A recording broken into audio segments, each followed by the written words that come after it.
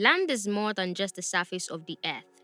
It is the single most important productive resource that is fundamental to sustainable livelihoods and economic empowerment.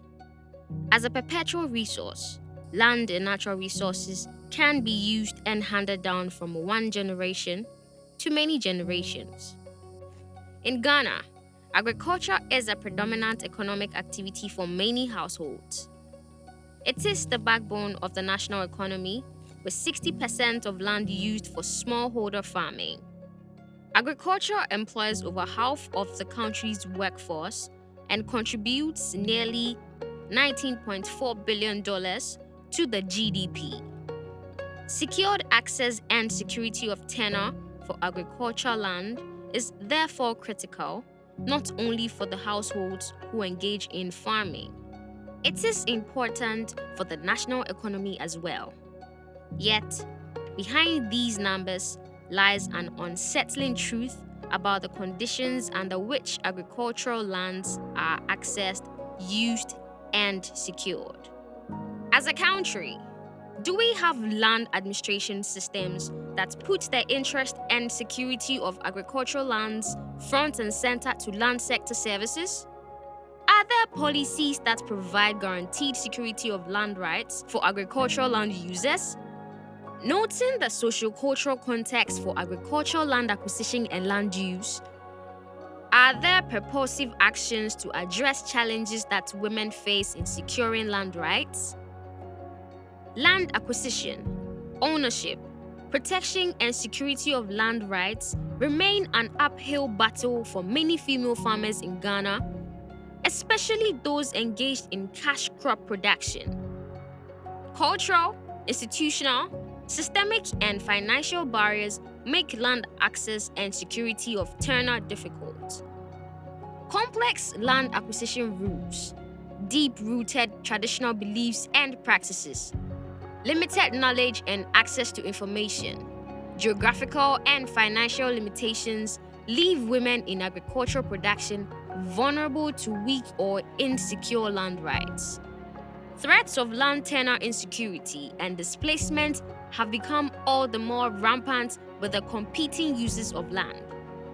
The limited respect and recognition of women's land rights, the lack of involvement in customary land management and decision-making widens the barriers in securing women's land rights. Often, the institution arrangements for customary arbitration and systems are steeped in patriarchal traditions and norms, which make them technically inaccessible to women. To sum it all up, the challenges in women's land, property, and natural resources rights are evident at the household level, the customary land administration level, the policy level, and institutional level. The challenges are about lack of respect and recognition of women's land rights. It is about the lack of inclusion in customary land governance. It is about the exclusion from benefit sharing, and it is about lack of representation and voice.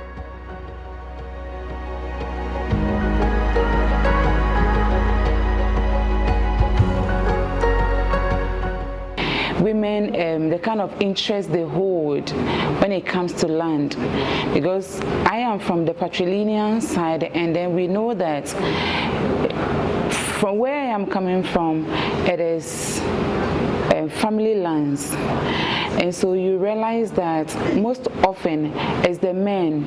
There are times you even see people going for land from people to do cultivation or to do farming. At the end of the day, they are not even informed if the owner of the land wants their land back. By the time you realize, they just clear all their farm products from the land, and it was so much of a problem, and I didn't know how much I was going to contribute to help the situation.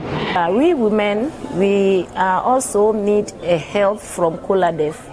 We want them to come and train us more and more so that we will get the information through all our 75 communities. First, the men are always be cheating us. If the land is there, we women, we are named, doesn't appear on their documents. They always Mr. Kwame appear, Mr. Kofi Manu, that's all. We women out.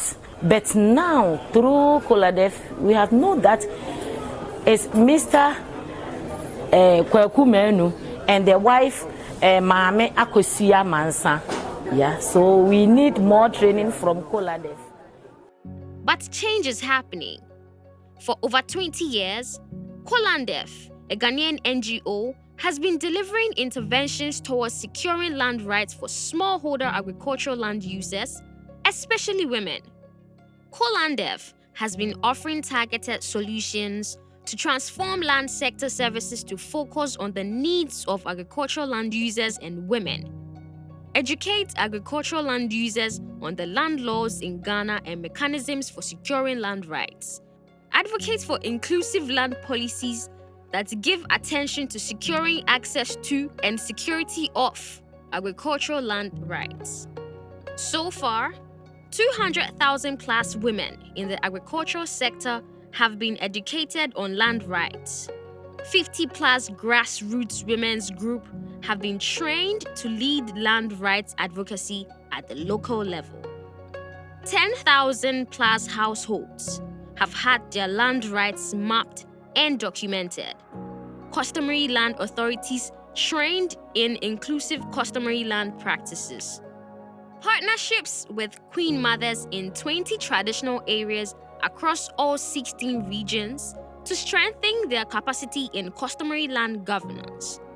Establishment of the Queen Mothers Platform Ghana as a national consultative platform for engagements with Queen Mothers for organizing the voice and representation of Queen Mothers in national policy.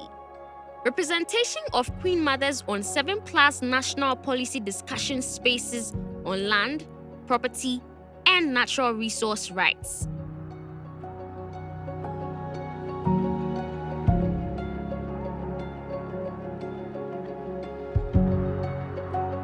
Inequality is inefficient. When women get included, recognized, and have secure land rights, they thrive. Their families thrive, and the national economy thrives.